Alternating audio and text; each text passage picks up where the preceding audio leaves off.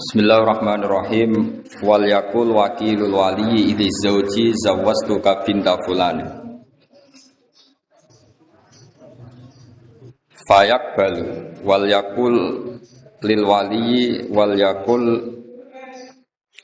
al wali li wakili zauji. Mun kepanggih nggih.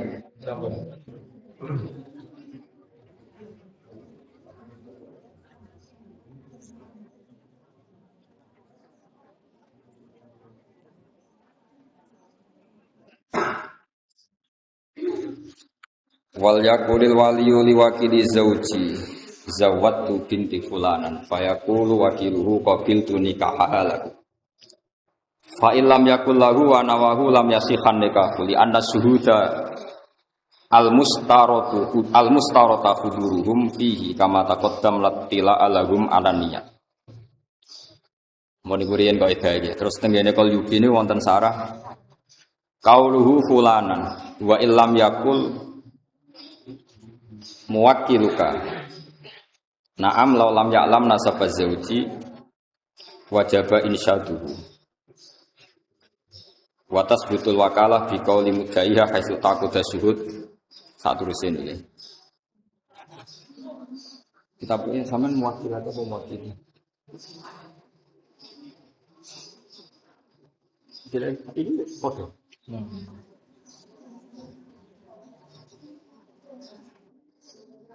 sorry. Terus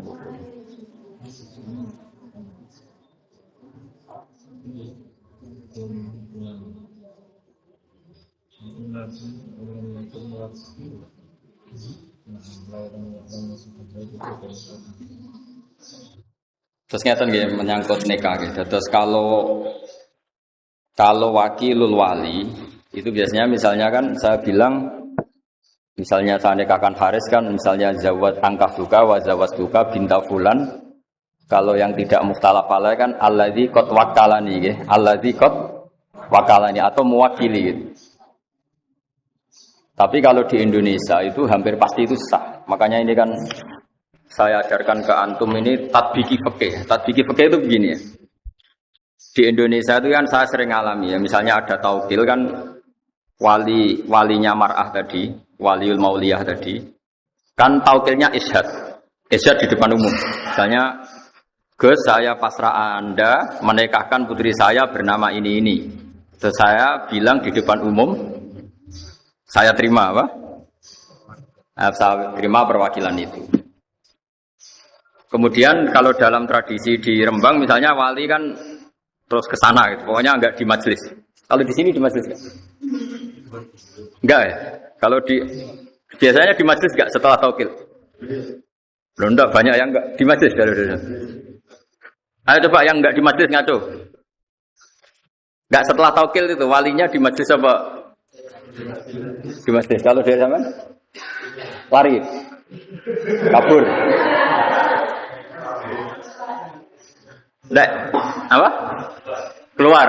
Oh, ya keluar. Enggak, di polling di itu. Enggak ya. Ada yang di majelis. Dari mana, teman? Yang di majelis berapa? Ngaco yang di majelis. Yang walinya agak lari. Berapa juga? Dua.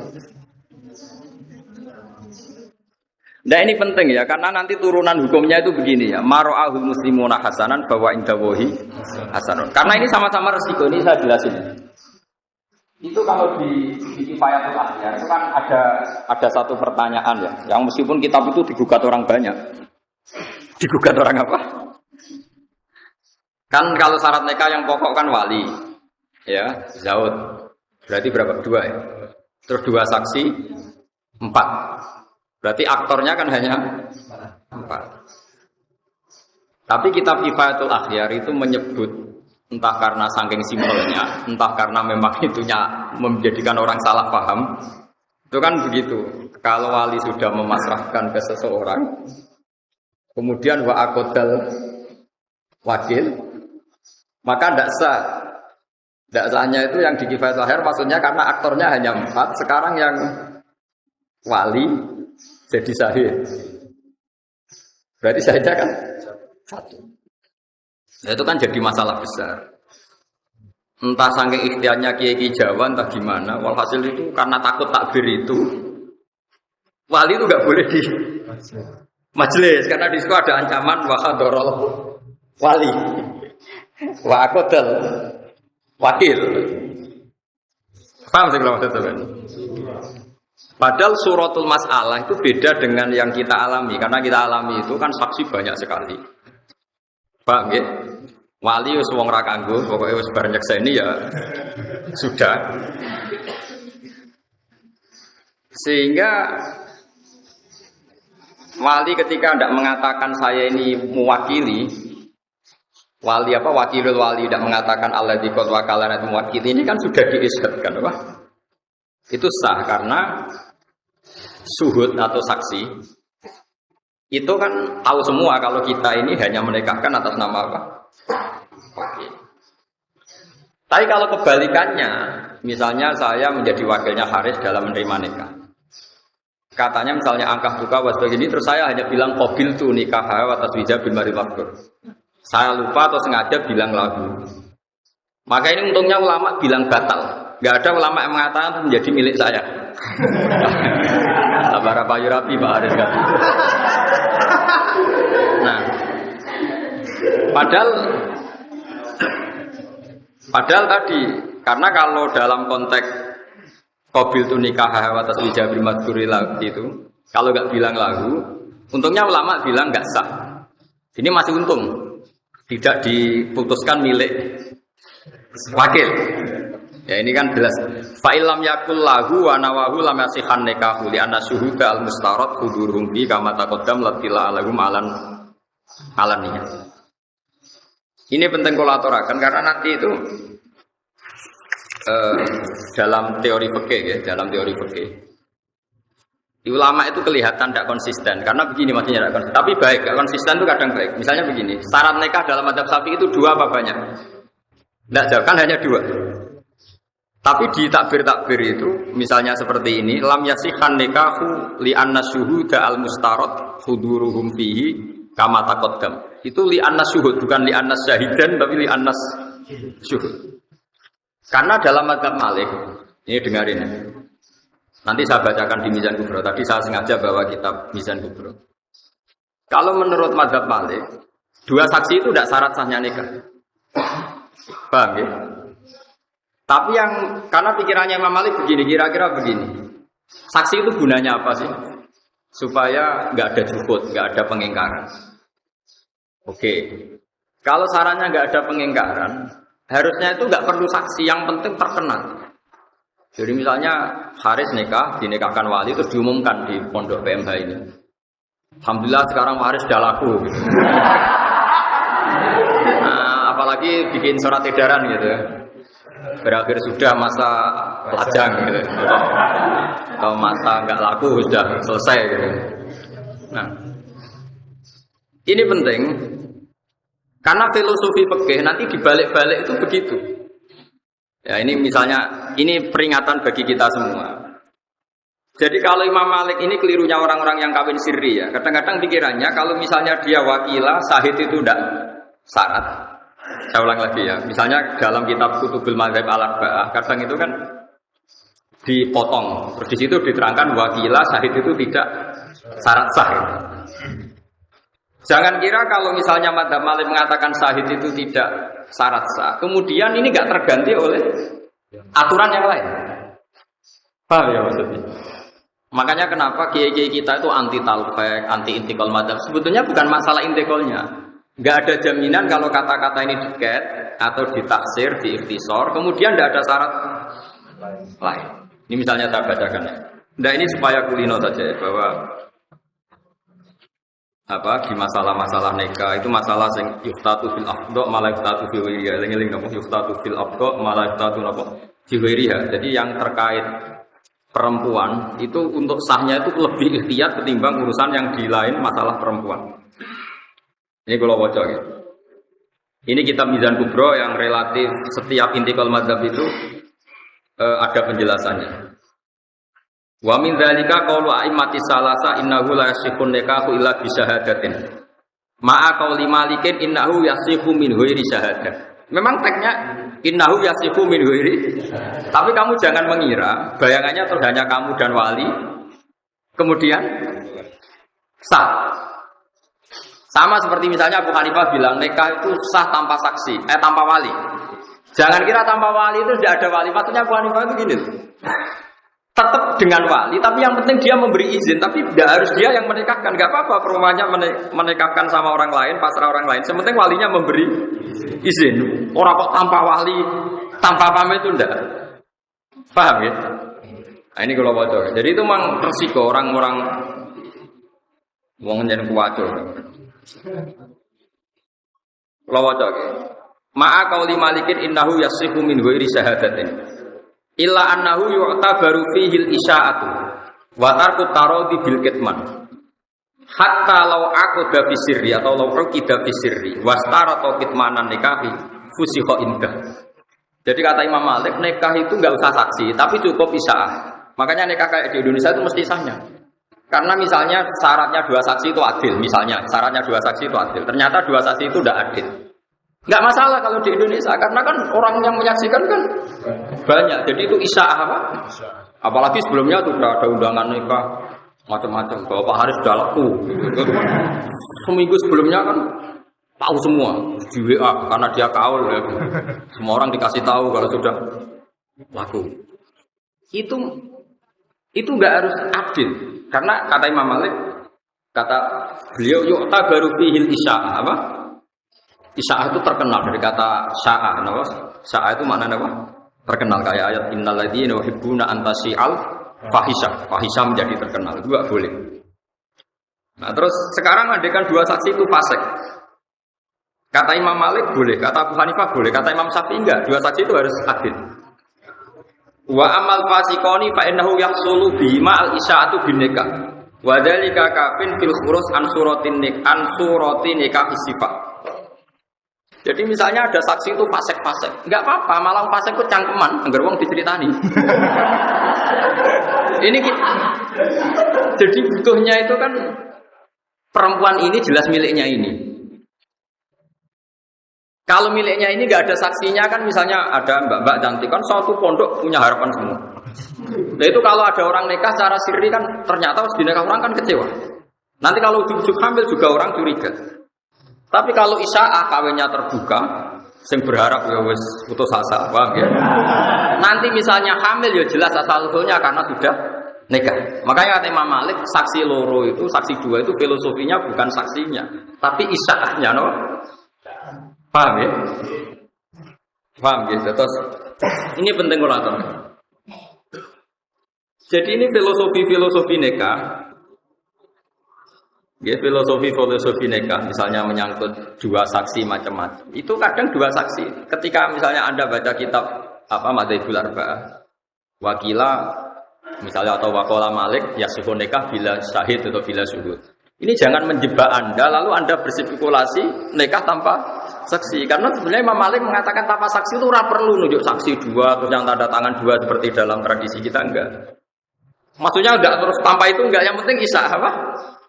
Tadi misalnya di majlis ini Haris saya nikahkan, enggak apa-apa misalnya enggak ada saksi, ya apa-apa kan ini ya saksi gitu. Jadi cara Imam Malik saksi itu bisa diganti apa? Isya'ah.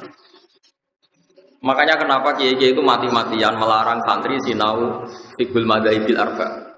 Karena mesti rawi pengarangnya ini main potong saja. Main apa? Ketika Imam Abu Hanifah mengatakan bila waliin, itu maksudnya bila wali yang mengijabkan. Bukan berarti tidak mensyaratkan izinnya wali. Paham? Jadi ini masalah-masalah yang apa? Anak-anak Ma'had Ali itu harus tahu. Jadi itu ya, jadi apa? Masalah-masalah seperti ini kita harus tahqiq ya. Terus sekarang ini yang khas-khasnya orang alim ya. Kamu juga harus tahu. Misalnya ada suratul masalah. Ini dengerin ya. Wali menikahi mauliyahnya. Wali harus menikahi yang dinikahkan. Mungkin kalau fikih anak-anak yang masih ngaji fikih belum panjang kan kayak mukhal. Karena berarti wali itu kan bayangannya orang kan bapak. Masa bapak menikahi putrinya? Kan tidak mungkin. Tapi sampean kan Ismail Ali, ada saja wali yang nanti itu menjadi suaminya yang diwaleni, yaitu tadi misalnya bapaknya mati kan ditimbah. Rata-rata mbah mati tanda. Mati kan? Itu kalau bapak mati, mbah mati kan diganti akun sakik. Masih haram lagi kan? Tapi nanti kalau akun sakik ini mati diganti apa? Ibnul Ah. Berarti Ibnul Ah sama yang diwaleni kan misanan. Paham ya? Berarti mungkin saja ada suratul masalah di mana wali ini calon zawj. Paham ya? Kau coba yang wali bapak. Oke, nah bapak kan jelas gak mungkin nikah sama putrinya. Mbak, tidak mungkin. Sekarang coba bapak kalau mati diganti siapa? Mbak. Tapi nggak boleh kamu bacakan mbak, kriminal. Harus dibacakan abul ab apa? Karena kalau kamu bacakan mbak bisa mbak dari ibu. Ini tidak wali, harus detail ya. Bapak dan jadal ditekoi ini jad maknanya abul ab. Karena kalau kamu bilang mbak tok nanti resikonya nang mbak kok ibu bolong-bolong. Karena kalau mau Jawa mbak itu bisa. Makanya sekarang saya tanya, kalau bapak mati, mbah mati, walinya siapa? Akun sakit. Kalau akun sakit nggak ada, Ibnul A. Sekarang Ibnul A sama yang dinikahkan, misanan kan? Misanan itu sah nikah enggak? Salah. Padahal kalau nanti wali-wali akrab itu mati semua atau hilang, walinya kan misanannya itu. Jebule ingin sendiri. Paham? Ini Mahatali, jadi gue keren-kerenan Mahatali atau bakas tapi kadang kiai ini raro. Semikir boleh bujur doang di ramutollah nih. Nah itu pun ya, makanya itu pun didiskusikan oleh para ulama. Atau sebaliknya seorang perempuan yang nggak punya wali, walinya qadhi atau hakim. Ternyata yang ingin nikah hakim itu juga. Ini saya bacakan misalnya. Wa min dzalika qaulu Abi Hanifah wa Malik. Inna waliyal mar'ati binasabin aw wala'in aw hukmin. Karena bisa jadi wali itu kan kadang unsur genetik, nasab atau wala. Kalau sekarang nggak ada ya, karena nggak ada budak. Atau unsur dia punya wilayah, punya syaukah, yaitu kalau yang terkenal disebut qadhi atau siapa? Sultan ya. Kalau di sini mungkin naib ya. Lahu ayuzawija nafsahu minha alal itlaq. Dia karena posisinya misanan kan tetap hukum dasarnya boleh nikah. Problemnya kalau dia nikah kan ya dia juga yang menikahkan karena dia wali. Wah, senam peking. Dan kita Mahatali ini gaya-gayaan kan. Jadi Imam Mahatali mau ijazah terus goblok malah sini-sini mau. Ya. Ma'a qauli Ahmad innahu la yuzawwiju nafsahu minha illa bi tariqi tawqilihi ghairu. Wa dzalika li alla yakuna mujiban qabilan. Solusinya apa? Cara Imam Ahmad solusinya eba-ebane wali tadi taukid. Pantes-pantese kok ana sing nekakno dekne qabil. Si wali tadi, misanan tadi kalau menikahkan kan dia wali. Tapi dia juga yang bilang qabil itu. Kan kowe wong gendeng misalnya ning majelis. Kamu perempuan, saya nikahkan kamu dengan saya. Karena memang dia statusnya double, ya wali, ya zaud ya dia ya. Ya tadi dalam suratul masalah, sing wali itu orang yang boleh menikahi. Ya.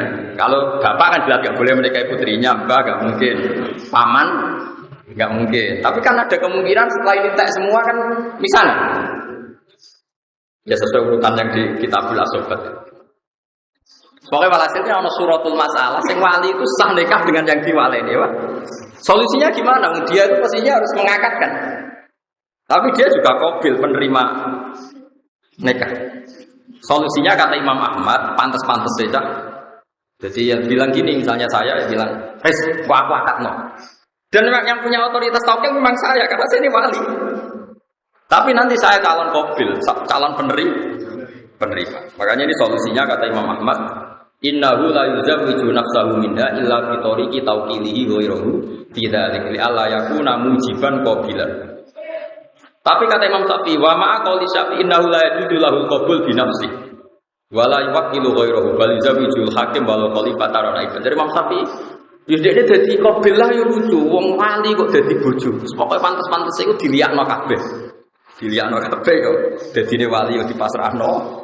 Engko dekne qabulun nikah yo di pasrahno. Dadi ibu penonton terus untuk bojo ngono.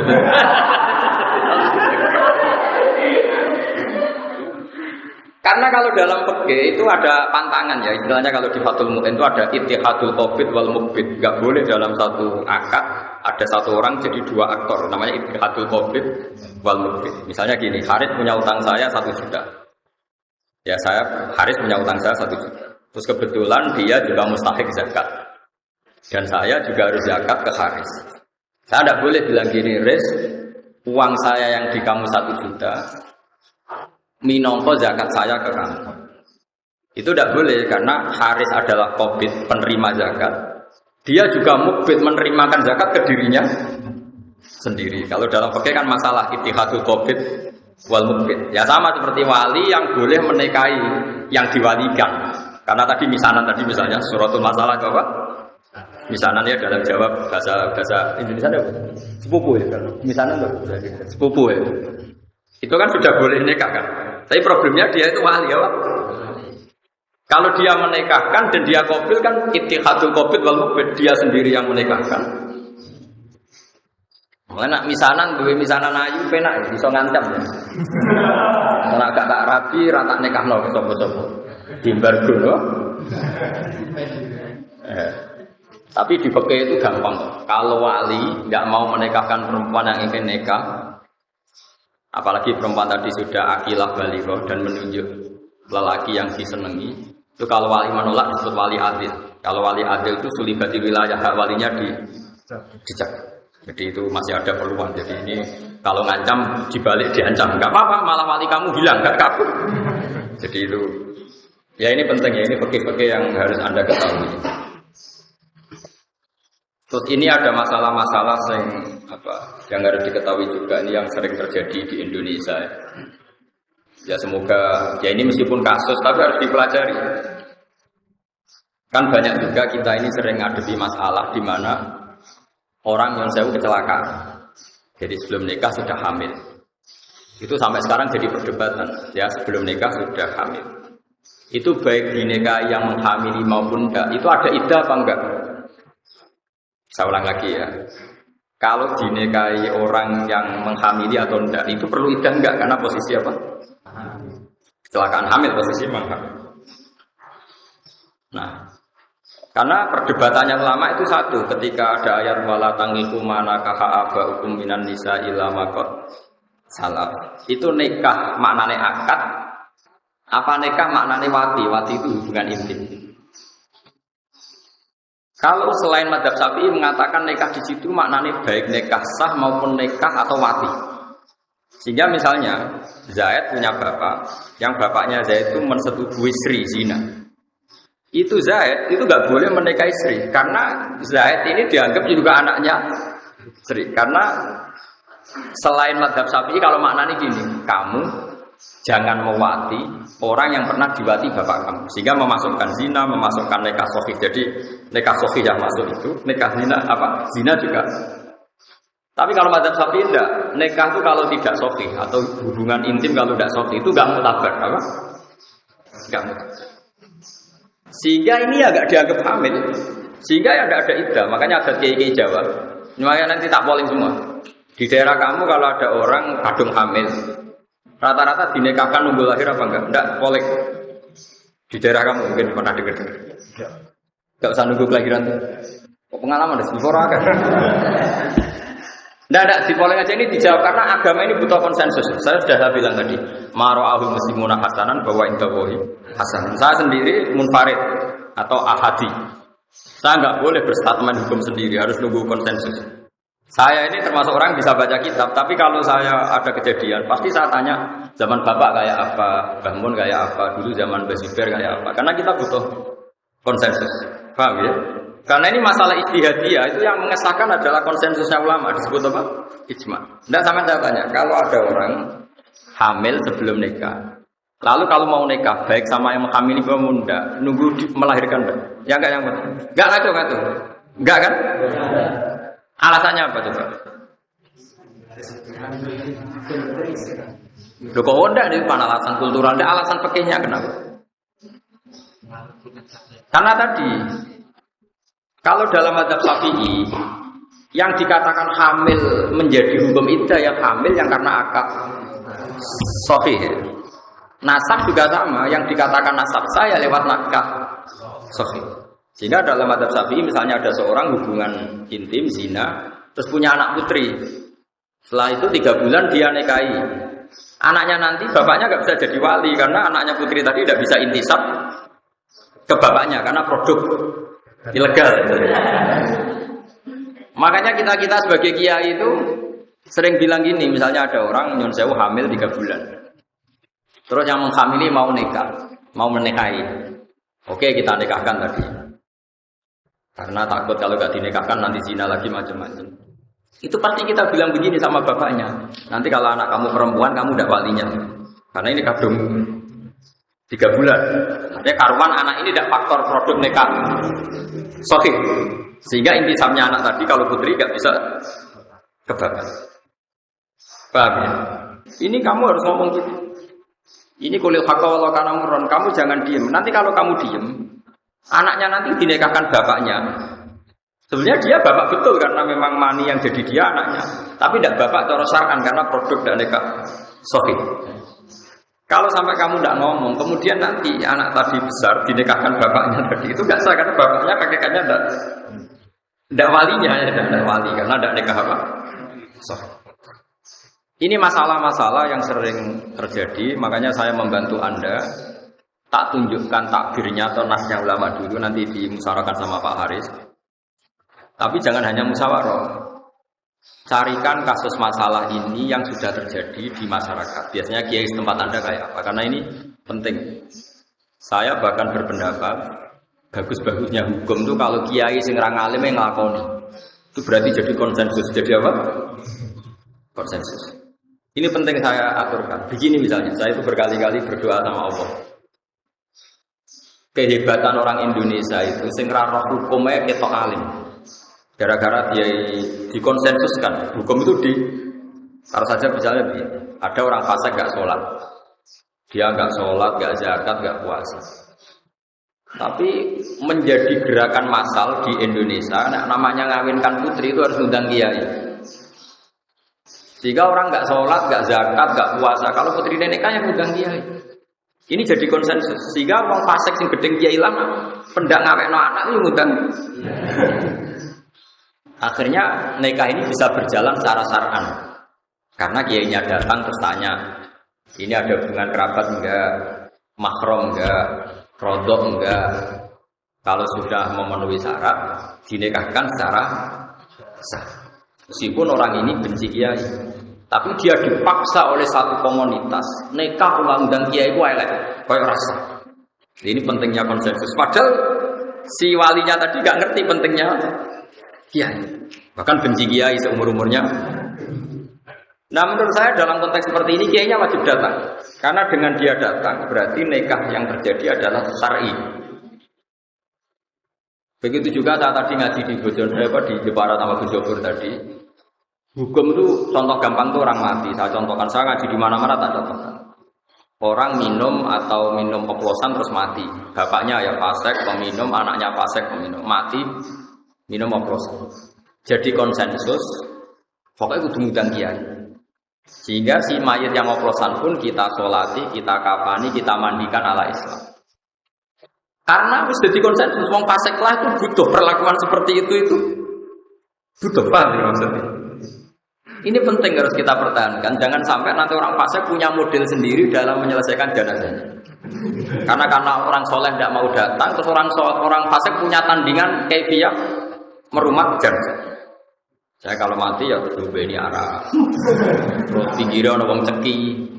Makanya menurut saya orang fasik pun kalau mati kamu harus tahlilan, terus geremeng-geremeng lah tadi. Bagaimanapun ini menetapkan tradisi.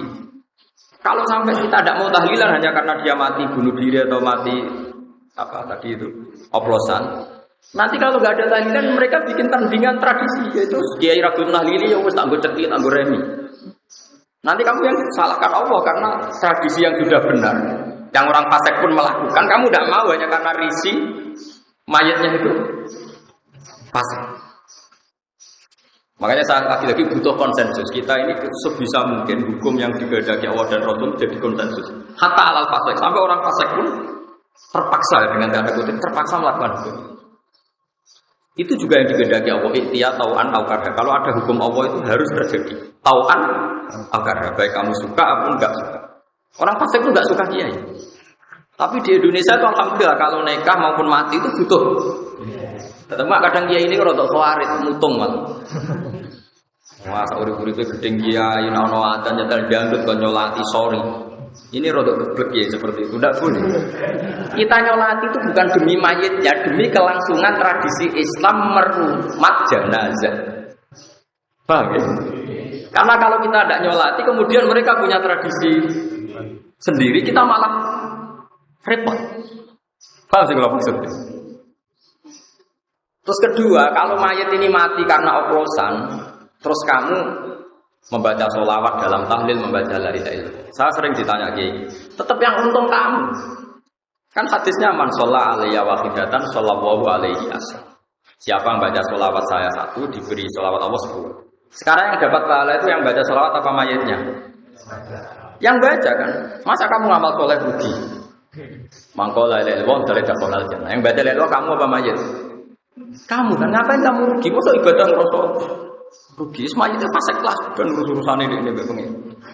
Bener kok itu tadi. Wa mayamut walad jantuk midambi fa amruhu mufawadun dirbi semati untuk bar urusane pangeran. Sementing kita menjaga tradisi.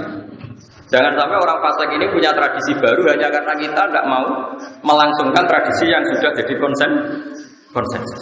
Itu tadi misalnya orang fasik, orang mati oplosan pun kan kalau mati ngundang kiai. Orang fasik pun yang gedeng kiai kalau nikahkan putrinya kan ngundang. Itu saya mohon sekali, kalau nggak ada unsur, kamu harus atau perwakilan. Yang penting tradisi ini kita apa? Bukan karena faseknya tadi, tapi karena ilahi kalimat ilah tadi, aturan-aturan Allah yang kita. Karena sekali dalam kebiasaan jenazah ngomong alim nggak mau datang, mereka kan orang-orang fasik, pasti punya tradisi tandingan. Paham ya? Mesti pondem sambil ngeringkut, cemplungno. Nang mati, wes. Repot. Makanya saya tadi selalu tanya ke jenengan, masyarakat kamu di mana saja adat yang sudah baik harus kamu pertahankan. Tadi maro'ahu muslimuna hasanan bahwa itu bohi apa? Nah, ini saya baca ya kasus tadi ya, orang yang kecelakaan. Misalnya begini, ini kitab Mizan Kubro di kitab saya halaman 113 juz 2. Ya. Misalnya begini. Wa amma makhtalafu fi fa min dzalika qaul a'immati salaf innahu yajuzu nikahu zaniyah ma qali Ahmad innahu yahkumu nikahu qabla taubat. Misalnya begini. Wa min dzalika qaul Malikin wa Syafi'i inna man zana bi imra'atin lam yahrum alaihi nikahuha wa la nikahu ummiha wa bintiha ma qauli Abi Hanifah wa Ahmad ya ta'allaqu tahrimul musaharati bizina. Jadi itu tadi. Kalau menurut Abu Hanifah zina pun itu menjadi musaharah. Jadi kira oleh demeni wong sing didemeni bapakmu. Paham? Karena itu berarti ibumu. Lho kok bumi? Kandane. Jadi mutahharah itu kata Abu Hanifah itu bisa hasil dengan zina. Tapi kalau menurut Syafi'i enggak. Sama sekali. Nah ini penting kalau aturakan karena kita tentu tidak menghendaki itu terjadi. Tapi masalahnya kadung terjadi. Kamu harus punya solusi hukumnya. Karena hukum fikih itu ekstrim. Ini yang Pak Haris harus tahu. Hukum fikih itu ngeri loh. Sekali bandingannya enggak itu buruk. Misalnya gini saya contohkan. Zaid itu kafir. Dengarin ya, Zaid itu kafir. Kafir betul. Kafir tengah, kafir tenang. Enggak ini dengarin. Awas sekali salah ini murtad masalahnya. Ancamannya itu murtad. Zaid ini kafir tengah. Terus datang ke Pak Haris. Pak Haris, saya ini mau masuk Islam. Coba saya ditalkin syahadat. Saya diajarin syahadat. Terus kata Pak Haris gini, karena ada neum Jeporo engkek itu terus dia mau kau benar ini kalau dia meletek. Itu Pak Haris itu murtad dalam hukum fikih. Karena Zaid yang murtad tengah ini murtad betul, kafir tengah ini. Ada kekafiran sekian menit ke depan yaitu 10 menit yang gara-gara Pak Haris. Karena dia bisa menghilangkan kekafirannya Zaid saat itu. Fauran. Tapi gara-gara dia nyuguhin teh, gawe teh 10 menit. Sekarang kafir yang 10 menit terakhir gara-gara siapa? Gara-gara Pak Haris. Jika dalam fikih termasuk murtad adalah kaqauli rajulin pada seorang guru, lakini al-Islam, sumakola ikhtasil. Contohnya di Bajuri hanya gitu. Ada orang bilang, Pak Yai saya ajarin Islam. Terus kamu bilang, kamu mandi dulu. Itu saja masalah. Karena kekafiran harus dihilangkan secara fauron. Dan kekafiran 10 menit adalah Anda sudah terlibat. Karena Anda bisa menghilangkan saat itu juga. Kenapa nunggu dibikinkan teh, minarak dulu, macam-macam. Makanya kalau ada seperti itu, sama tak ajari. Pak Kiai saya ajari syahadat. Kamu harus bilang, oh nggih. Wah jenengan saya ini nak awas tunggal. Paling enggak bahasa Jawa dulu, segampang-gampangnya. Nah setelah itu enggak apa-apa, berarti sifat kafirnya hilang, enggak apa-apa kalau ada acara sosial ngeteh dulu atau mandi enggak apa-apa. Di Jogja itu ada beberapa kali orang sowan saya. Gus itu kalau seremonial pengislaman di masjid-masjid UGM, di masjid UI itu gimana? Saya bilang enggak apa-apa, tapi anggap saja itu seremonial. Tapi siapapun pertama yang ketemu si kafir ingin Islam harus mensyahadatkan saat itu juga. Soal seremonial gak apa-apa nanti di masjid UGM, UI atau di masjid mana saja. Tapi kalau seremonial itu awal di Islam kan itu tidak boleh, karena berarti membiarkan sekian hari. Misalnya mau ada orang mau Islam, mungkin mau menisan ke masjid seminggu malah gitu, pas Jumatan. Wah itu menurut fikih yang ekstrim, itu malah kiainya tadi yang jadi murtad. Karena dia ridho dengan berjalannya murtad sekian hari. Nah contoh gampangnya gini, ini fikih ekstrim ya, makanya fikih itu juga punya cara ekstrimnya. Begini misalnya dibalik, Senin mau Islam, terus sama Haris dijanjini nanti aja nak Jumat karena saksinya banyak. Terus Selasa mati juga, terus dia masuk neraka. Gusti, kun rokok ke kafir. Dari Senin kalau kafir, Senin badai sampai Pak Haris kan ngenteni Jumat. Itu kan masalah.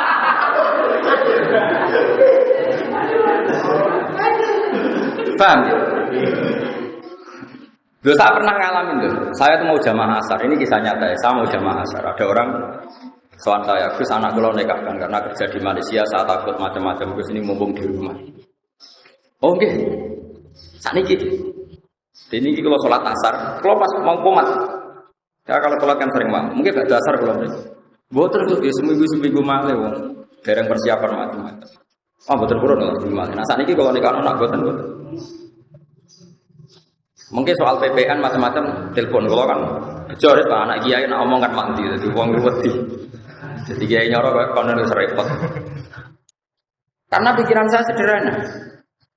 Kalau tidak saya nikahkan saat itu, kemudian nyuwun saya kalau dua sejoli ini punya adat nyuwun saya misalnya punya adat zina, misalnya, jadi ini bukan nuduh misalnya.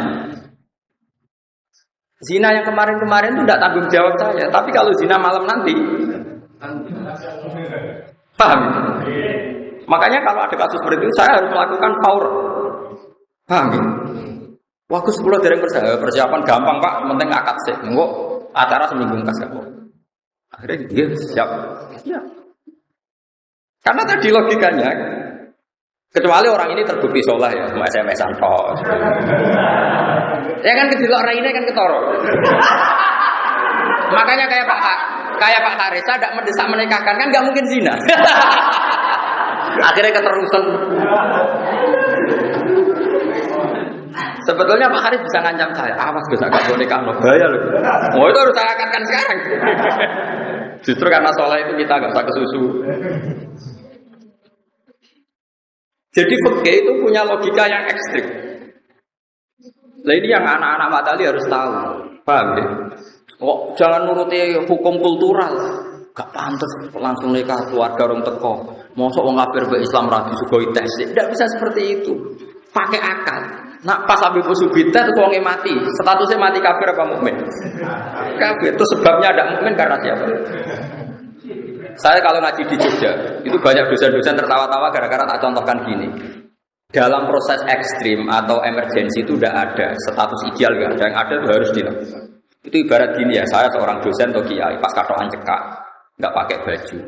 Terus ada orang jatuh di tengah jalan, yang di situ lalu lalang mobil banyak. Kan nggak boleh atas nama emergensi, nulung sik tak kabinan sik mulai. Katokan cekak lah, paribasannya harus kamu langsung nolong, karena kalau nggak nolong nanti kalau di lindes mobil salah kamu punya kesempatan nyingkirno, ndak kamu nyingkirno. Mau dari rapan saurung kelambinan. Pemenang pas tak dusik ben seger. Balik ke penyet kabeh.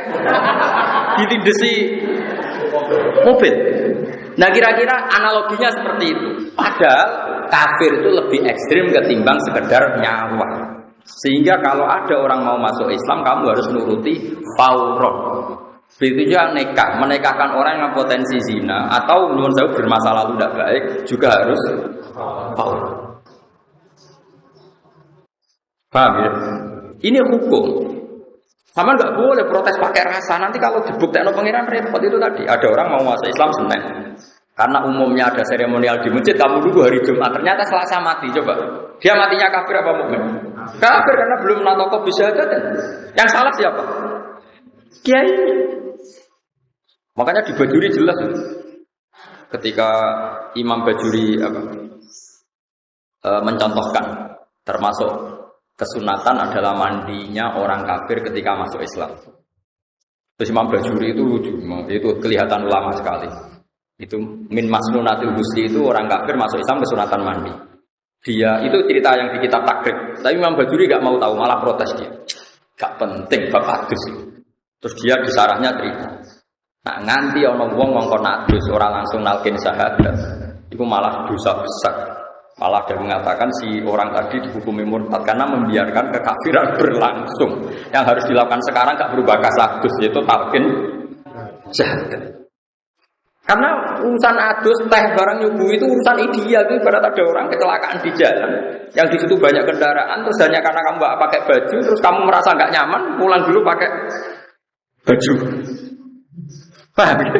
Terus kembali sudah kepelindes. Kamu termasuk pembunuh enggak? Termasuk penyebab kematian sama. Mau Islam Senin kamu biarkan nunggu Jumat seremonial, Selasa mati. Kafirnya tanggung jawab siapa? Makanya kenapa saya ngajar fikih di sini? Fikih itu ada beberapa hukum yang ekstrim. Dan itu kita harus tahu. Makanya kita latih fikih-fikih yang ekstrim. Karena logika yang terbangun memang harus seperti itu, tidak ada pilihannya. Saya ambil anak Bajuri itu siji, dan itu perbandingan ngomong siji. Ya jadi saya mohon jangan pernah belajar fikih tidak serius. Saya mohon sekali dulu Basal terkenal ahli fikih, dulu Bazubair dulunya Basal terkenal ahli fikih. Sampean juga harus ahli fikih. Jadi ada kepastian hukum. Misalnya tadi dua saksi itu filosofinya apa? Ternyata isya'ah. Kamu jangan hanya karena baca Adzabul Arba'ah, wakilah qala Malik misalnya enggak harus dengan dua saksi. Ternyata Imam Malik enggak mengharuskan dua saksi maknanya karena bisa diganti isya'ah. Padahal kalau isya'ah malah melebihi dua saksi. Paham ya? Makanya kenapa kiai-kiai melarang intikal madzhab. Sebenarnya bukan masalah intikalnya kan. Pasti ada beberapa masail atau beberapa syarat yang enggak ditulis. Karena perawi madzhabul arba'ah itu hanya mencomot-comot. Nah, padahal yang enggak ditulis itu menjadi syarat pokok. Paham ya? Makanya saya mohon ojo kulino seperti ini. Kalau teruskan lagi. Tapi saya mohon ini dimusyawarahkan lagi sama Pak Haris sama teman-teman. Karena tadi saya butuh konsensus. Saya butuh konsensus. Nah terus kemudian ada orang yang hamil begitu ya. Terus kemudian harus dinikahkan. Itu kata wa ma'a qauli Abi Yusuf in kanat hamilan haruman nikah hatta tadua wa in kanat hailan lam yahrum walam ta'tadda. Ini khilafnya ulama. Tapi kata kitab Mizan Kubro ini wa wajul afali ifta'un Nabi sallallahu alaihi wasallam bi khilli dzalik wa qala qad kharaja min sifatin ila nikah bab al-istisalat al-muslimat. Baru wajib al-istisalat al-muslimat.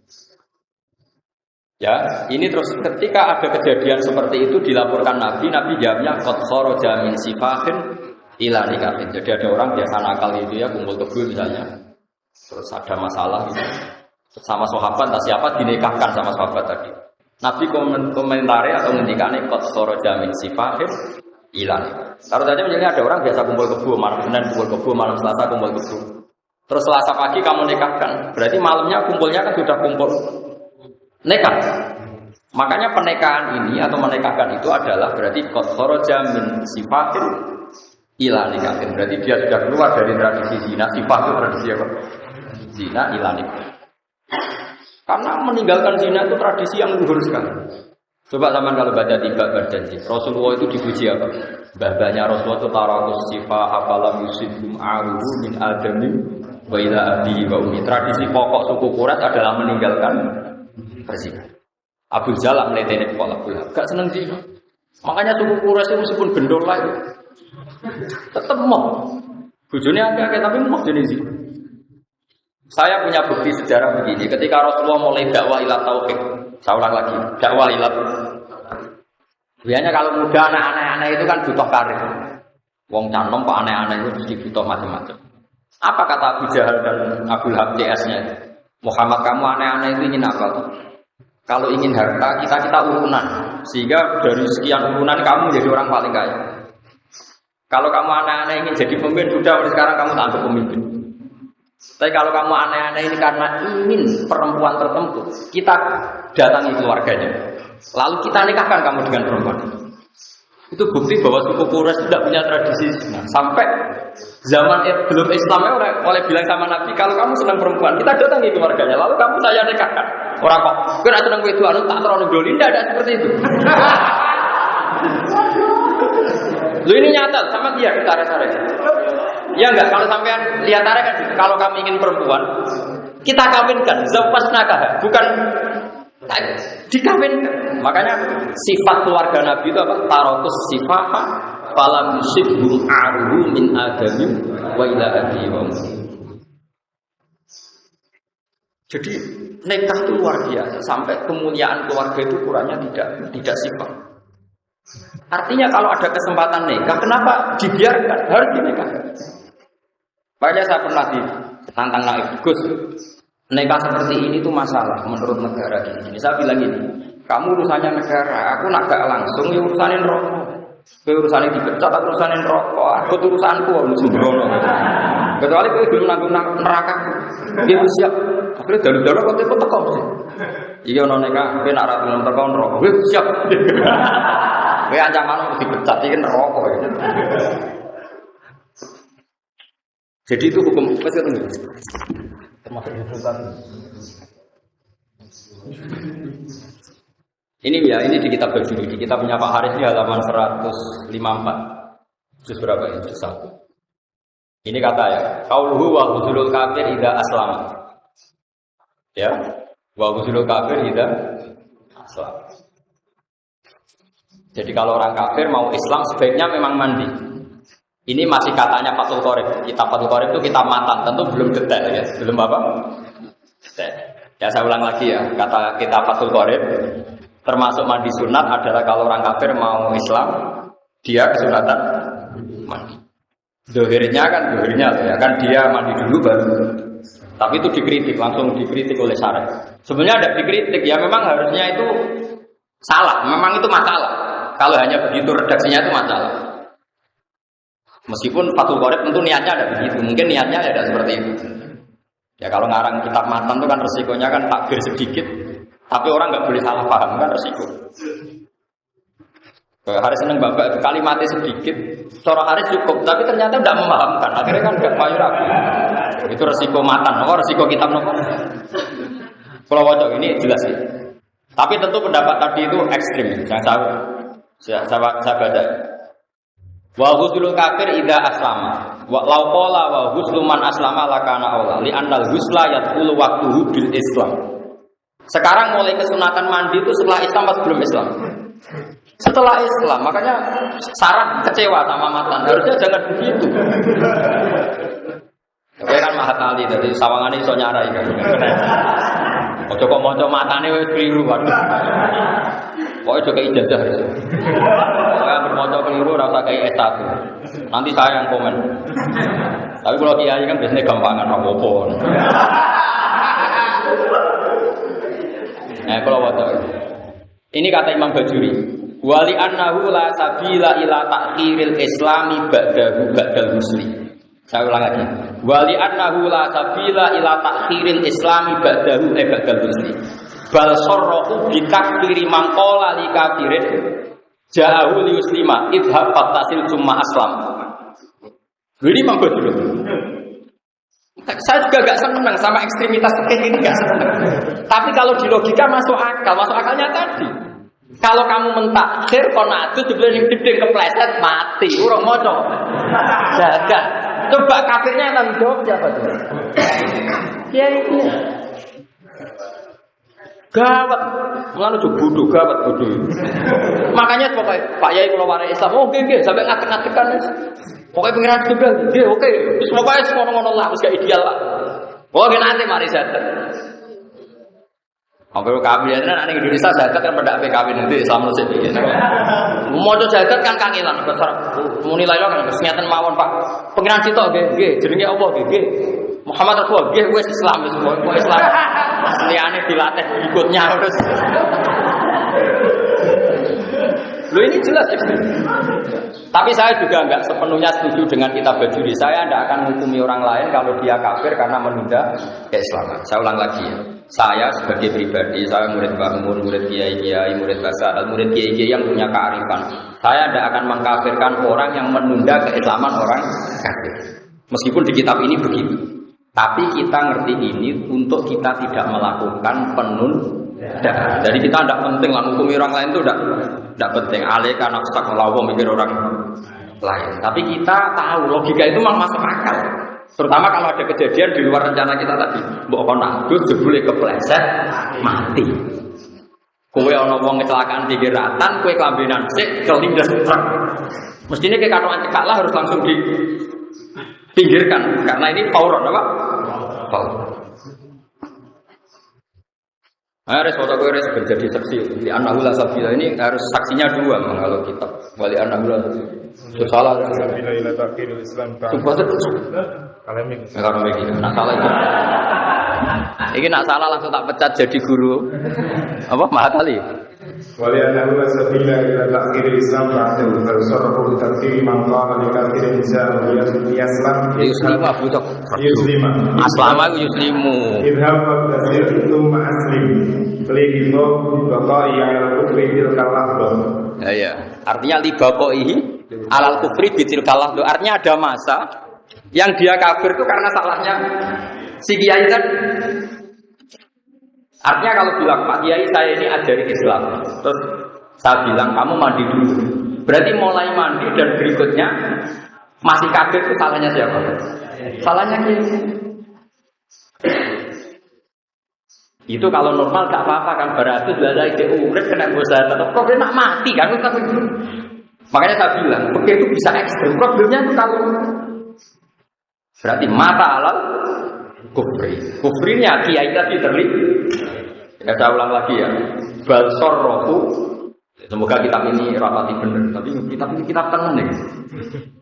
Balsor rohu bitakfiri mangkola li kafirin jauh yuslima idhab fatasir. Kamu sana mandi dulu summa aslim nanti baru Islam. Kenapa kok kiainya tadi dihukumi salah besar ini? Itu bibaqai alal kufri tilkal lahdoh. Saya bayangkan analogi itu orang kecelakaan itu paling gampang. Kamu hanya pakai katok cekak, ada orang kecelakaan di jalan. Tentu Anda sebagai orang rumah mungkin mau pakai baju dulu. Tapi ini urusan kecelakaan. Pas salin kelambi, kelindes tronton. Padahal andaikan sampean langsung mungkin selamat. Bayangkan itu kafiran kan. Kalau bolak-balik dengan pasar, saya kan kerja di Jogja. Saya pernah punya teman di penerbitan itu. Dia non muslim cerita ke saya, Pak Bakir sebab aku di pekerjaan non muslim di pekerjaan. Kenapa? Bosmu itu kacau. Tapi ya, dan dunyanya nanti menggoni kan ngomong sholat dulu. Jadi aku kan kafir rapor dulu. Sholat dijebule gue tukang jogo.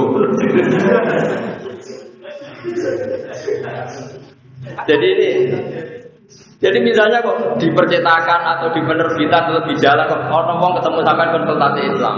Pak Kiai saya ingin Islam. Kapan dia baiknya? Sama harus melatih satu itu juga dengan bahasa paling mudah. Karena kan tidak harus bahasa Arab. Semuanya dengan bahasa paling mudah. Jiran ikrarke nak pangeran setunggal. Ya namanya Allah ya. Nabi dalam Islam namanya Muhammad ya sudah muslim. Karena tidak harus bahasa Arab. Lah nanti pas seremonial nggak apa-apa. 2 minggu lagi di masjid disaksikan orang banyak, terus ibu-ibu bahasa Arab macam-macam lah, semua orang salah. Tapi penting selesai dulu. Ya sama lah seperti kita nyingkirkan orang kecelakaan di jalan, orang itu langsung neng kasur kan, terus neng selokan lah, penting orang neng ratan itu. Lah iya kan taruhannya kan orang kok kepengen ideal, sih boleh nong rajam sih, terus neng RSI sih boleh rajam sih. Ya malah kepelintis. Dalam kondisi emergensi itu tidak ada kata ideal, adanya pokoknya selesai. Nah ini khawatir saya anak-anak matali itu nggak terbiasa dengan hukum-hukum yang ekstrim. Makanya bohong kalau ada orang bilang fikih itu hukum furu'iyah, nggak mendesak baik. Dalam hukum-hukum seperti ini itu serius ngawur. Yo wong sing ngomong ngene ora iso fikih kan, padune ora iso fikih terus ngomong begitu sembrono. Pepe fikih darani furu'iyah, nak akidah disebut usuliyah. Furu'iyah itu kan nak contohnya wong ning masjid kesunatan yang nggo wangi adus. Ini masalah Islam. Makanya Imam Bajuri mengkritik kenapa sih kitab Fathul Qorib mengatakan kesunatan mandi bagi orang kafir yang mau Islam dari Imam Bajuri orang tambah kasadus tentang Islam. Jadi orang tambah kasadus tentang apa? Adus barang dibakat. Ini kearifan ya, makanya saya mohon ya, jadi dalam beberapa masalah yang harus diselesaikan sekarang harus. Makanya kalau saya ditanya sekarang, Gus saya ini punya uang 50 juta, saya punya istri, mau haji. Saya jawab haji sekarang itu fauron. Dulu di kitab-kitab fikih haji itu alat tarofi, tidak harus sekarang. Tapi sekarang itu kan kebalikan, terus bayar fauronnya kajinya jadi 17 tahun. Lah nek saiki umure wis widak mbok arani kaji ra kesusubah ben mati ya yakin. Mesti bayar saiki ngenteni 17. Jadi menurut saya teori alat tarof itu dulu, kalau sekarang ya harus power. Sekarang dipati berapa tahun? Sudah 17, paling sudah 17, pokoknya di atas 15 semua. Kira kita bukan itu ban. 19. Itu di Jakarta itu ada yang sekarang kalau tidak haji itu dapatnya tahun 59. Saking banyak. Nah, itu kalau umur 40 aja habis. Kalau umur 40 tahun lagi kan dapat. Nah seperti ini, dalam konteks seperti ini kamu harus istihad. Gimana hukumnya daftar haji di zaman akhir? Menurut saya ya harus fauron, karena daftar fauron saja dapatnya tarofi, apalagi daftarnya tarofi. Kan itu logika.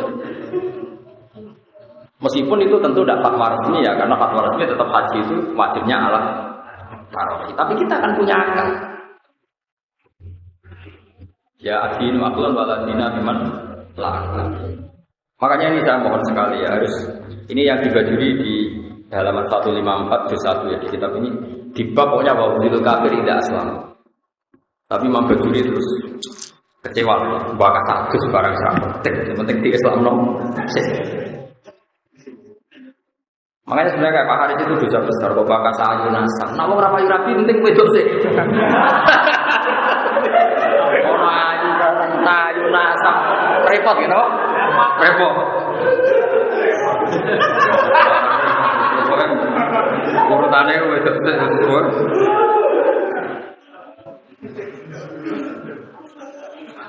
jadi ini jelas ya, saya pun tidak pernah yakin ya dengan fatwa saya. Coba lah nanti dikonsensuskan apa? Dikonsensuskan. Jadi gue kalau di Mizan Kubro itu milik saya halaman 113 juz 2. Jadi jelas ya, ketika ada orang yang biasa nakal nikah, ternyata Nabi itu ikut senang. Beliau ngendikan qad kharaja min sifahin ila nikahin. Jadi misalnya nyuruh saya ada pasangan kumpul kebo, malam Senin masih kumpul kebo, malam Selasa kumpul kebo. Terus Selasa pagi minta Anda nikahkan, kamu harus mau. Dengan demikian malamnya dia berstatus nikah. Paham ya? Kok soal prosedur negara-negara itu diurusin negara nggak apa-apa, kapan-kapan kita daftarkan. Tapi kalau kiai-kiai itu kan koroja mensifakin hilang. Tapi saya kalau di daerah saya biasanya ya PPN harus dipanggil. Panggil BPN nanti didaftarkan. Ini penting saya aturkan ya. Jadi sampai bayangkan fikih itu fisiah. Fisiah itu bisa dilihat dengan mata. Caranya tadi analogikan dengan tadi yang saya contohkan kecelakaan. Kalau kita menolong orang kecelakaan di tengah jalan, buat kita sedang pakai celana pendek pun langsung kita tolong. Buat kita tidak pakai baju pun langsung kita, meskipun kita lempar ke selokan, yang penting nggak di jalan raya. Semuanya nggak harus ideal. Oh, kok pakai ideal? Saya tak boleh lo kursi, tak boleh lo meja sing ngapi. Nata ideal kok pas selokan. Ya ada selokan timbang dilides. Pertama, ini penting kalau aturakan. Orang-orang yang tidak ekstrim dalam berpikir fikih. Itu dikira pakai itu masalah kuliah semua. Enggak. Pakai yang usuliyah juga banyak. Kayak tadi Ja'al kafir di 5. Kok ada orang bilang idhab fattasil summa aslim. Kasus apalagi kasus ini bisa ilal akhirat kalau ternyata dia mati sebelum baca. Jadi bayangkan yang ekstrim, dia mati sebelum baca. Kayak apa? Salah sisi gara-gara nyuguh teh.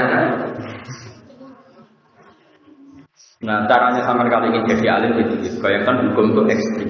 Memang gitu latihannya memang seperti itu. Latihan begitu memang melatih itu dengan hukum ekstrim. Makanya kalau di mukadimah kitab-kitab belajar ilmu ini di salamatil abad untuk mencari keselamatan abadal abad, yaitu dunia apa? Akhirat. Kamu harus lurus dalam menjalankan ilmu. Tapi sekarang tuh orang berkriminal. Tauhid darah usul, oke jangan usul. Orang usul rapopo bang, orang usul, rapopo baik, berkasus. Nggak boleh kamu berikutan ngomong gitu. Kalau sudah pernah ngomong harus tobat. Kalau enggak kasus. Terus saya teruskan lagi ini masalah yang khilaf-khilafnya. Ini yang terakhir sebelum saya menutup untuk perjumpaan ini, menyangkut mahram. Kalau kamu mahram dengan mertua itu bimujarodil akdi li bintiha. Jadi misalnya umuka atau umul musohara. Jadi misalnya saya dengan mertua putri saya. Kalau mertua lanang kan nggak perlu ada mahram karena sudah lanang. Kan mahram itu sebabnya 3 kan. 1 nasab, 2 rodok, 3 musohara. Yang ada nasab itu sebabnya berapa? 3. 1 nasab, rodok. Terus yang karena nasab itu 7. Paham ya? 7 diringkas Ki Jawa 5. Makanya Ki Jawa lebih pinter. Karena Ki Jawa menghitung ibu, putri, bule, ponakan. Ya, ibu, putri, bule, dulur, ponakan. Berarti 5. Jadi kalau dalam Quran itu 7. Karena bahasa Jawa itu kan dulure bapak ya boleh, dulure ibu boleh. Kalau bahasa Arab kan jadi 2, dulure bapak ammah, dulure ibu kholah. Terus kemudian ponakan, cara Jawa ya 1, ponakan itu dulur lanang ya ponakan itu dulur wedok. Makanya jadi 5, tapi di Arab 7. Ya itu ya, Qur'imat alikum ummahatukum 1, wa banatukum 2, wa akhwatukum 3, terus wa ammatukum berarti boleh dari bapak, wa kholatukum boleh dari ibu, wa banatul akhi ponakan karo dulur lanang, wa banatul ukhti ponakan karo dulur wedok kan 7. Kalau bahasa Jawa kan mesti ini hilang kan, ponakan cukup kan, boleh ya, boleh, paham ya? Makanya Ki Jawa kadang lebih simpel menghitungnya 5. Terus ada nasab yang karena musoharo, karena rodok. Wa ummahatukum allati ardha'anakum wa akhwatukum minar radha'ah. Terus ada ketika nasab karena musoharo, baik musoharo ke atas maupun musoharo ke bawah. Ke atas mertua kamu, ke bawah kamu tidak boleh nikahi mantan mantu kamu. Lah ya kan berarti ke bawah. Paham ya? Bojone anak berarti kan ke bawah. Paham ya? Bojone mertuamu ke atas. Terus yang santri-santri Jawa itu janggal karena kesuwen rano wayo. Itu biasanya dipekik-pekik kan gini. Kamu nggak boleh menikahi bojone bapak. Kulo ya ono kadang santri bareng takok. Ya ora ngarane Gus iku ora ibuku wis bareng. Mergo pikiran santri Jawa bojone bapak itu mbokmu. Nah wong wayo kan ora mesti. Bapak bojone papa. Bojone bapak ora mesti pas ibumu, paham ya? Paham ya? Nanti kena orang wayo kesuwen yo karo hukum perkara itu. Saya kira tahu ayo urung rapi. Paham ya? Jadi haramnya ibu kamu itu haram hurrimat alaikum ummahatukum. Tapi nanti dipakai ditambahi wa zaujatul dan istrinya bapak. Kadang santri Jawa pikirane, "Bagus istrine bapak niku ora ibu." Ora blok-blok. Ibu. Ibu ya wis ibu, paham ya? Jadi kalau bapak kamu punya istri 4, yang haram karena zaujatul itu 3. Ini atas nama zaujatul. Yang ibu kamu haram karena ummuka, apa? Jadi tidak iso sing ibumu mbok aran ibu zaujatul aku kriminal ya, Mbok. Paham ya? Tapi berhubung ning Jawa kan wis tuwen wong bojone mung sitok to. Akhirnya bareng haram rabi bojone bapak. Ya keruan wong pancen ibuku ya ora. Jadi nanti ibumu disebut umuka. Lah wayane bapakmu disebut zaujatul ab. Dulu lo nore jawab orang mau nak kita ini dia orang buat itu ya repot. Nah itu aturannya gini dalam ilmu nasab. Kalau mertua ini menjadi mahram di mujarradil akdi. Jadi misalnya Haris nikah sekarang, menikobil itu nikah watas bija bimbangan. Saat itu juga mertuanya jadi mahram di mujarradil akdi.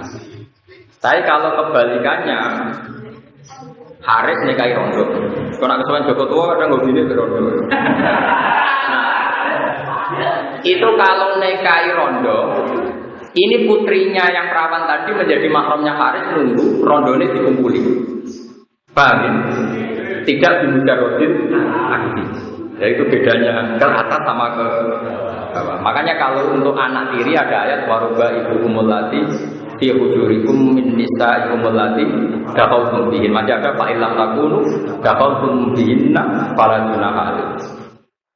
Saya ulang lagi ya. Jadi kalau kamu nikah rondo punya putri, itu bi mujarradil akdi putrinya belum jadi mahram. Mahram soal ya. Nunggu sudah hubungan suami istri. Tapi kalau nikahi putrinya di mujarradil akdi mboknya ini langsung mahram di mujarradil. Ini kalau baca ya, jadi itu kan pakai nikah itu mantap. Gak usah dipraktek non nikah, penting ahli pakai. Berapa payung deh. Ittafaqal a'immatu ala anna ummaz zaujati tahrumu ala ta'bibi bi mujarradil akdi alal binti. Ya jelas ya. Ya, ittafaqal ini enggak ada khilaf-khilafnya, semua ulama sepakat. Ittafaqal a'immatu ala anak ummah zaujati ibunya istri tahrumu ala ta'bibi bi mujarradil akdi alal binti. Paham ya? Dari sekali ngangkati bintiha otomatis bapaknya apa ibunya mahram bi mujarradil akdi. Nah, paham ya? Lah, wattafaqal a'immatu aidan ala anna rabibata anak tiri, kalau mereka anak walad, kalau yang anaknya istri kamu itu apa? Anaknya istri kamu tapi yang enggak anak kamu. Walad, robibah, bahasa Arabnya itu apa? Anak kawan. Anak walad apa anak ilegal? Enggak, anak bener. Wattafaqal a'immatu aidan ala anna robibata tahrumu bijuhuli bil ummi. Jadi ingat ya, jadi kalau ke atas di mujarradil akdi mertua kamu langsung mahram musyawarah. Tapi kalau menikahi ibunya nunggu didukhul atau hubungan suami istri baru putrinya jadi apa?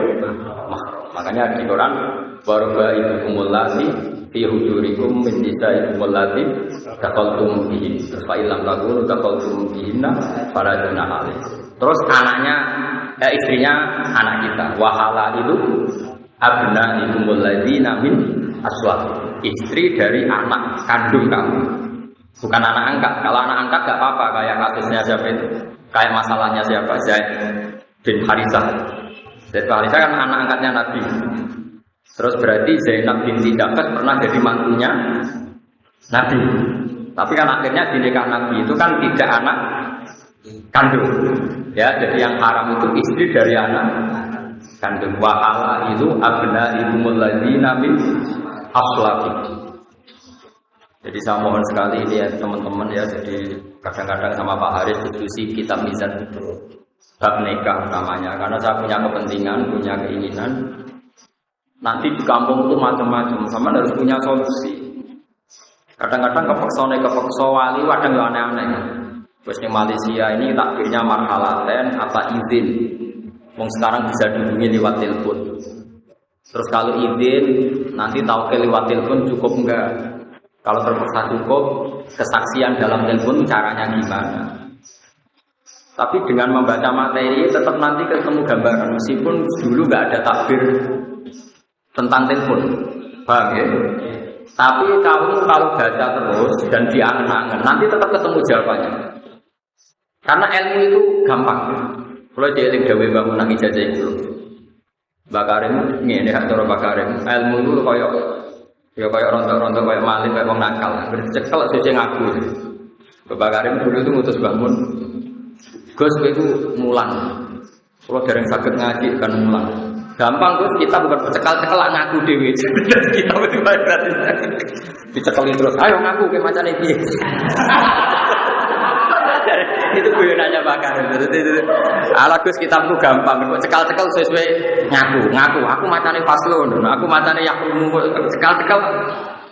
Lotat-lotate sesuai kan wedi.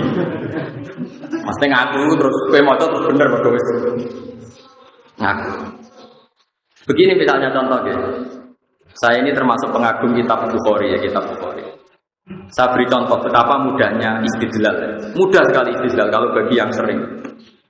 Sekarang itu kalau nikah itu pakai lafaz enggak? Enggak, jawab saja. Pakai kan? Segot itu lafaz enggak? Sekarang tolak itu pakai lafaz enggak? Pakai kan? Segot, ya. Sekarang orang yang enggak bisa ngomong, akhros. Orang enggak bisa ngomong itu kalau nikah gimana? Wong enggak bisa ngomong. Atau kalau mau mentalak gimana? Wong enggak bisa. Tentu Rasulullah zaman Sugeng ya tidak sempat menghentikan detail-detail nikahnya orang akhros kayak apa. Kalau sehot ijab kabulnya diganti apa? Misalnya sama bilang diganti tulisan ya kalau bisa nulis kalau enggak. Tapi Imam Bukhari itu unik. Sama nanti lihat di kitab Tolak. Imam Bukhari itu ngendikan begini. Ini apa loh? Babu sihati tolakil akhros. Bab tentang sahnya menceraikannya orang yang akhros. Hanya orang akhros bagi suami menceraikan istrinya. Terus beliau bilang hadasana terus lucunya ketika gini. Qala Rasulullah sallallahu alaihi wasallam, ana wa kafirul yatim kahadaini fil jannah. Wa asyara ila musabbihah wa sabab wa asyara ila musabbihah wa sabab wal wusta. Wes situ. Asyharu tis'un wa isruna wa aqda yadaiha kadza wa hakadza wa hakadza. Wa hakadza. Terus gitu. Salat Aisyah itu data yaumin. Terus ditanya sama orang, Pak Asar nakwas sama. Intinya Imam Bukhari itu cerita. Dulu Rasulullah ketika memberi penjelasan, ana wa kafirul yatim kahada ini bejana saya dan para penanggul orang yatim seperti ini nanti di surga. Berarti saking apa? Cedaknya. Paham ya? Terus Nabi pernah ngendikan kemungkinan bulan Komariah itu hakada, wahakada, wahakada. Berarti ada kemungkinan berapa? 29 hari. Intinya begini, wong Nabi yang bisa ngendikan saja kadang berganti pakai isyarat. Karena isyarat juga mufhimah, juga memberi paham. Berarti kalau isyaratul akhras memberi paham, maka isyarat itu sah untuk tolak maupun untuk nikah. Imam Bukhari oleh itu paham ya? Nah ya itu kan tawangannya kan tidak ada kaitannya dengan tolakul akhras gitu. Ya sama ngendikan hada wa hakadza wa hakadza kan tidak ada kaitannya dengan angka 29. Tapi toh orang menjadi Pak. Taruh saja misalnya Pak Haris di sini. Pak Haris tahun baru bagi wangsul. Pak Haris tidak mungkin bilang tidak tapi mencurang. Wong mesti sepakat manane itu jangan kan. Berarti isyarat cukup apa enggak? Cukup. Pak Haris kok pamit itu bilang gini. Cukup kan? Bahwa itu menolak. Kalau sekarang orang tidak bisa ngomong, yang mengganti kalimat adalah Isa. Paham tidak maksudnya? Artinya Anda jangan berharap semua masail fikih itu ada takbir yang sori, yang eksplisit. Bila yang miliki akan disini orang telepon, orang WA-an. Ya tentu takbir WA nggak ada. Tapi kalau nanti Anda menguasai materinya, pasti nanti kamu bisa. Asal menguasai betul. Kayak tadi Imam Bukhari mengatakan, bagus di hati tolakil akhrof. Terus yang diceritakan anak wa kabirul yatim ini bejat. Terus asyhadu bagada wagada. Sesuai akoda, napa tis'an wa isrin. Artinya Imam Bukhari ingin bilang, wong Nabi sing iso ngendikan saja, kadang iktifa ngalap cukup dengan isyarah yang dengan isyarat yang memang. Nah sekarang akras apalagi tidak bisa ngomong, penggantinya sifat adalah isyarah. Kemudian sekali al-Fatihah.